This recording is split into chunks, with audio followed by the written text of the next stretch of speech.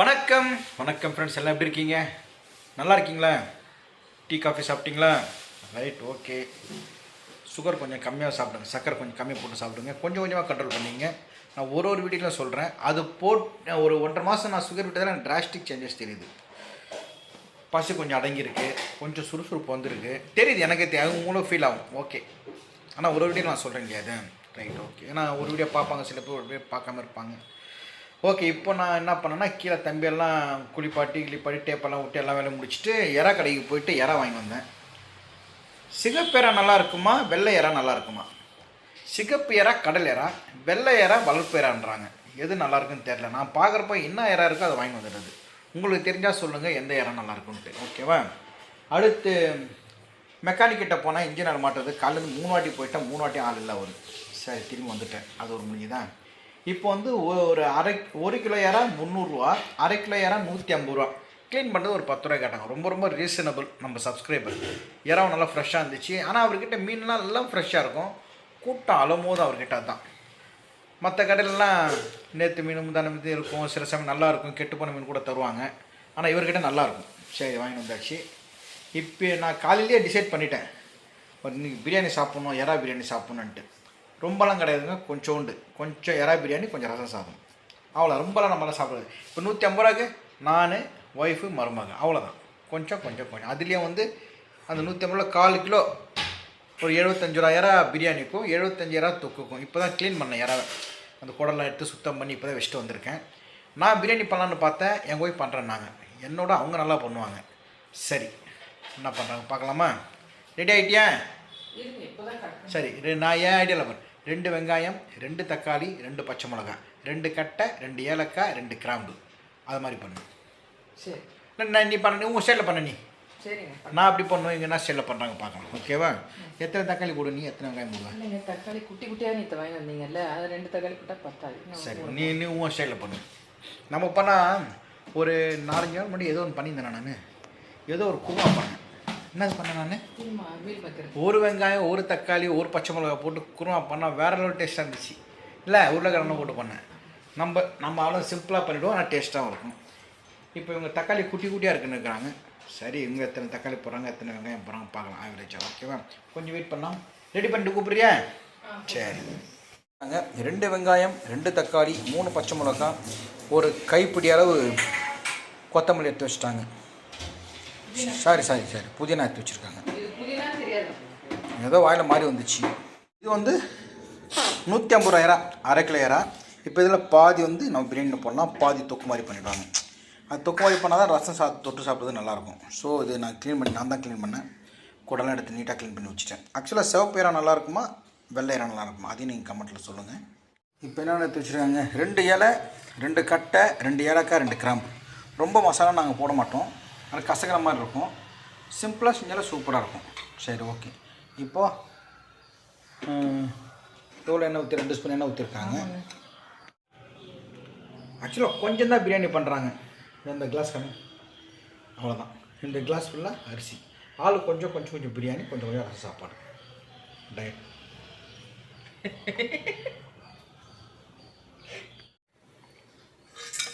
இந்த ஸ்பைசஸ்லாம் போட்டுடலாம் அதில்.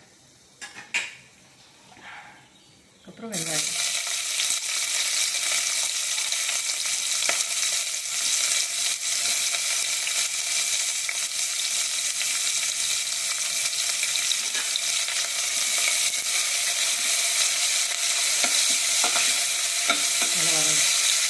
காலைல வெயில் சூரியன் வச்சுருந்துச்சு. இப்போ கிளைமேட் அப்படியே மாறுது. புதன்கிழமை கண்டி கொஞ்சம் மழை பெய்யாமல் இருந்தால் நல்லாயிருக்கும். ஏன்னா மழை 2 நாள் 3 நாள் மழை இருக்குன்றாங்க. ஏன்னா திருப்பதி வர போனோம். சப்போஸ் மழை பெஞ்சால் அது போஸ்ட்போன் ஆகிடும்.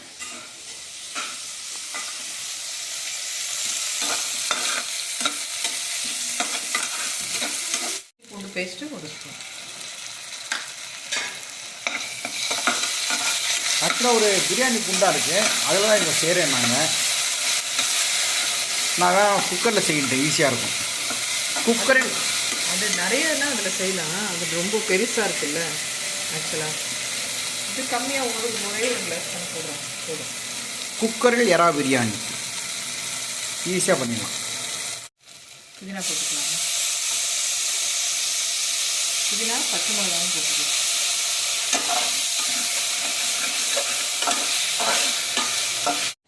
ரோஸ் எங்கன்னு கேட்டிங்களே அது இருக்கு பாருங்கள். இப்போலாம் எப்போ வெளியே போகுது எப்போ வருதுன்னு தெரியாது.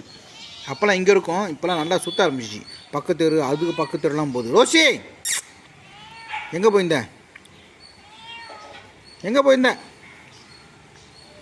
ஒரு பொருள் நம்ம வீட்டை சேர்க்காது, எல்லாத்தையும் சண்டை போடும்.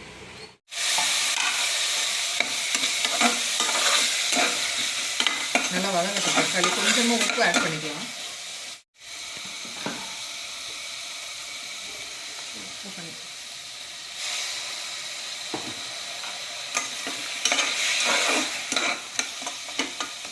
நல்லா வதங்கட்டுங்க. க்ளோஸ் பண்ணி வச்சிடலாம். கொஞ்சோண்டு இறா வந்து நம்ம இதில் போட்டுடலாம். நல்லா அந்த வெங்காயம் தக்காளி வதங்குறப்பவே போட்டால் கரெக்டாக இருக்கும். பாதியாக தொக்கு பண்ணிக்கலாம். சரிங்க, அதை எடுத்து வச்சுரு. ஸோ பாதியில் போட்டுக்கோம்.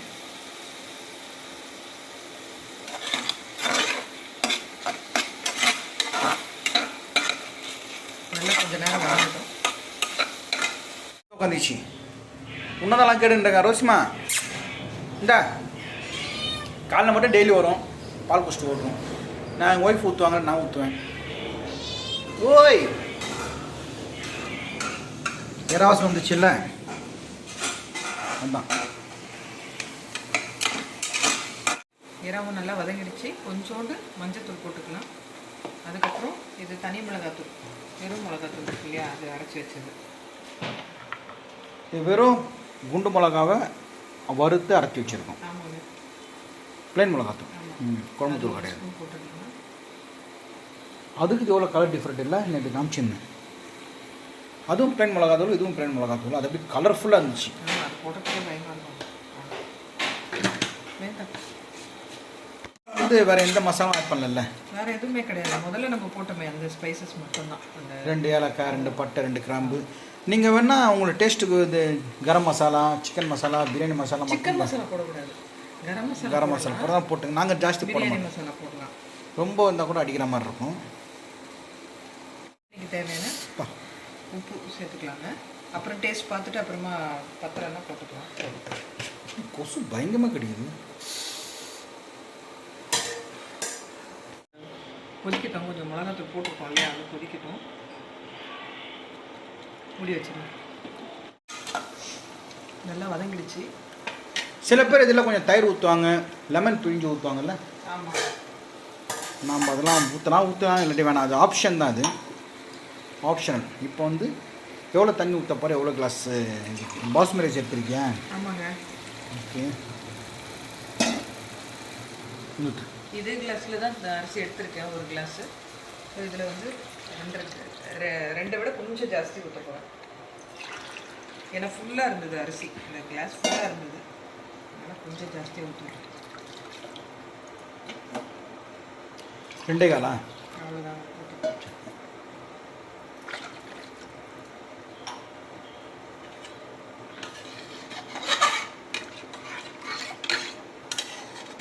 இது ஒரு 15 நிமிஷத்தில் ஊறி. நான் கேட்குற கேள்வி பதில் சொல்ல மாட்டேங்கிறேன். ஆனால் நான் பேசினா மட்டும் என்ன சொல்ல, நீயே சொல்லுங்க. நீங்கள் என்ன கேட்குறீங்க காரணம் இல்லை. கொஞ்சம் கம்மியாக இருக்குது. அங்கே ஒரு பக்கம் சாப்பாடு சின்ன குண்டா வாங்கணுங்க. பெரிய குண்டா. எவ்வளோ அரிசிக்கு இவ்வளோ பெரிய குண்டா வச்சுருக்கேன். போட்டு சரணா ஸ்டோர் போனால் வாங்கி வந்துடலாம். சரணா ஸ்டோரு பிரம்மாண்டோட சரணா ஸ்டோர் பாத்திர கடைன்னு இருக்குது. அங்கே போனால் எல்லாம் பாத்திர கடையில் நம்ம போனோமே அன்னைக்கு. அப்புறம் அங்கே பார்த்தேன்ல சரணா ஸ்டோர் பிரம்மாண்டம் வாங்கி அங்கே இருக்குல்ல குண்டான்லாம்.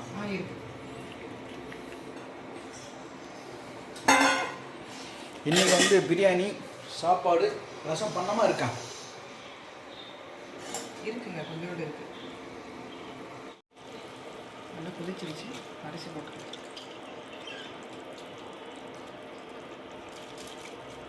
யாரா வந்து தொக்கு மாதிரி பண்ண போகிறாங்க. அதான் பண்ண போகிறேன். கிரேவி மாதிரி பண்ணிவிடு. ஆக்சுவலாக வெறும் ட்ரையாக பிரியாணி இருந்தால் கூட அதுக்கு கிரேவி மாதிரி இருந்தால் நல்லாயிருக்கும்.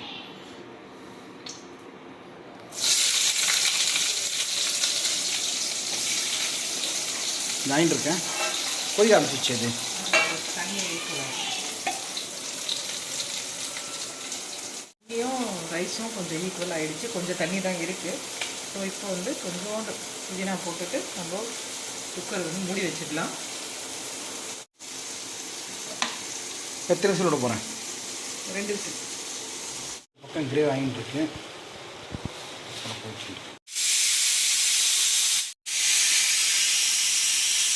இருக்குங்க. ஓ, எடுத்துட்டியா? ஸோ எறா தொக்கு நல்லா டீப் ஃப்ரை பண்ணிருக்காங்க. நல்லா இருக்குது பார்க்குறதுக்கு. இந்த கடாயை வந்து கொஞ்சம் சாப்பாடு போட்டு பசங்க சாப்பிட்டா நல்லாயிருக்கும். போயிடுச்சா?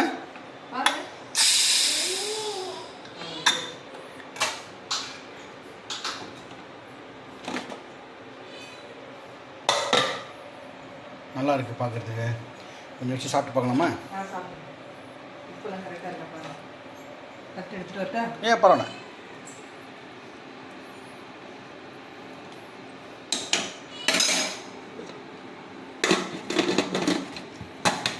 இப்போ நம்ம வீட்டில் வந்து சாப்பாடு ஆயின்ட்டுருக்கு. ஏற்கனவே தொக்கு பண்ணியாச்சு. தொக்கு தானே இது? தொக்கு பண்ணியாச்சு. ரசம் செய்யணுமா இருக்கா? அட்ஜஸ்ட் பண்ணலாமா? சாப்பிட்டு பார்த்து எப்படின்னு சொல்கிறேன். எப்படின்னுப்பா, எப்பவுமே அவங்க தான் என்னுடைய ஃபுட்டுக்கு ரிவ்யூ கொடுப்பாங்க. அவங்க ஃபுட்டுக்கு நான் ரிவ்யூ கொடுக்குறேன். கொஞ்சம் இதுவாக இருக்குது, கொஞ்சம் குழஞ்சிருக்கிற மாதிரி இருக்குது. ரொம்ப ட்ரையாக இருந்தால் கூட நல்லாயிருக்கும்.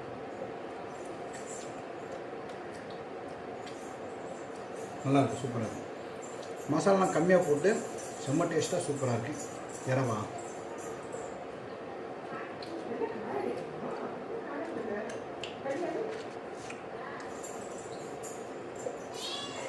நல்லாயிருக்கு, சூப்பராக வந்திருக்கு. நல்லாயிருக்கு. தேங்க்யூ. இதே மாதிரி செஞ்சு பாருங்கள், எப்படின்னு சொல்லுங்கள். இன்றைக்கி நம்ம வீட்டில் இதான் சமையல். வாங்க சாப்பிட்லாம். தேங்க்யூ. இந்த மாதிரி ஒரு தடவை நீங்கள் செஞ்சு பாருங்கள். செஞ்சு பார்த்து எப்படின்னு சொல்லுங்கள். Okay, thank you.